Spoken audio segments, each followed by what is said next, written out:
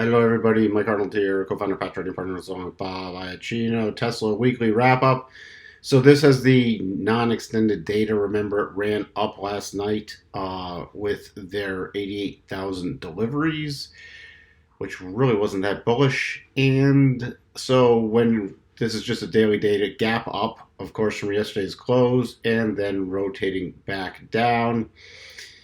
Rotation zone sitting at 531 for next week. That's going to be the key area of resistance. What we're watching above 531. If we get above there, then we'll watch that 560 level.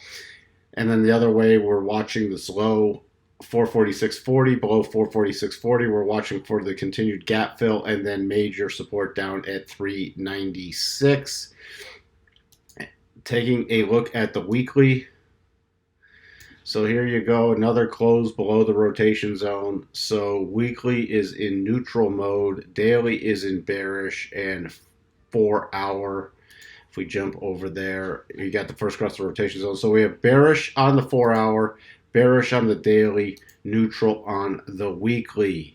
So that's where we're sitting inside week. So higher low than last week, lower high than this week. So we're going to be paying attention.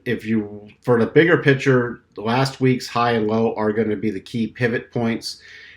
But we'll start following them, especially. We'll start watching for a return to last week's high if we get above this week's high. And if we get below this week's low, we'll start watching for a return to next week or last week's low. And then we'll watch for those other major levels I've already outlined. So we have for you on Tesla. We'll talk to everyone soon. Have a great weekend. Bye for now.